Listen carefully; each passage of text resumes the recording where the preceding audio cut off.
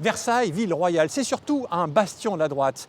François de Mazières, l'actuel maire, proche de Valérie Pécresse, est en lice pour un 4e mandat consécutif, mais cette année, il aura de la concurrence. Olivier de Lafère, un de ses anciens colistiers, vient de lancer une liste dissidente soutenue par le Rassemblement national.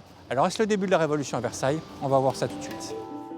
François de Mazières nous a donné rendez-vous à proximité de Chantier, un quartier qui a été entièrement rénové.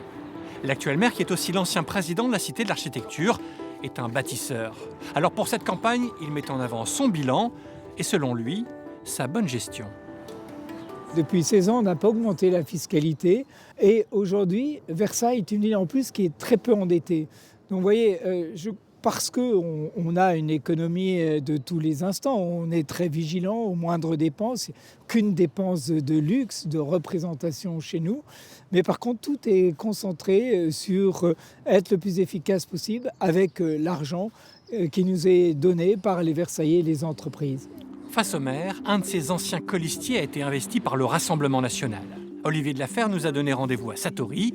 L'État va y bâtir un nouveau quartier militaire et civil avec des logements et des entreprises. Plus de 600 millions d'euros investis. Lui, y voit une opportunité pour l'essor de la ville. Déjà, je suis un homme de droite et je l'assume.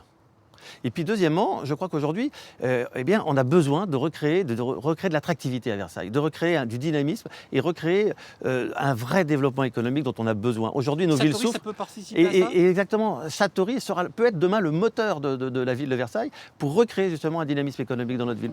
Pourtant, à Versailles, l'union des extrêmes droites a fait long feu, car Sabine Clément a été investie par Reconquête. Elle insiste sur la sécurité avec plus de caméras et une police à cheval. La candidate du parti d'Éric Zemmour promet aussi une ville plus ambitieuse.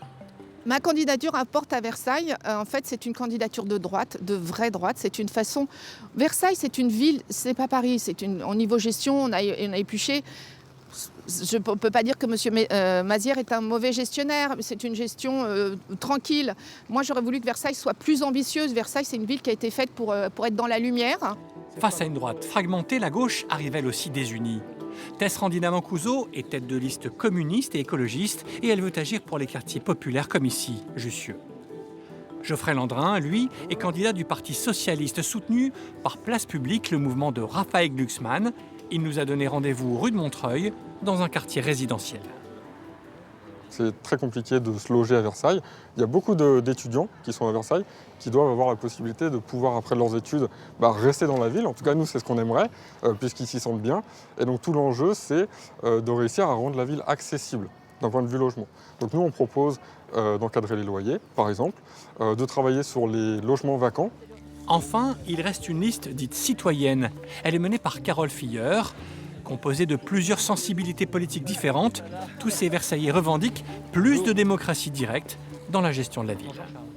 Ça répond vraiment à une volonté forte d'associer plus les habitants aux décisions, ça c'est sûr, de donner plus de pouvoir aux conseils de quartier et aussi de flécher, par exemple, certains budgets selon le vote directement des citoyens versaillais. En 2020, François de Mazières avait été élu au premier tour avec 63% des voix, mais avec une très faible participation. 2 électeurs sur 3 ne s'étaient pas déplacés pour voter.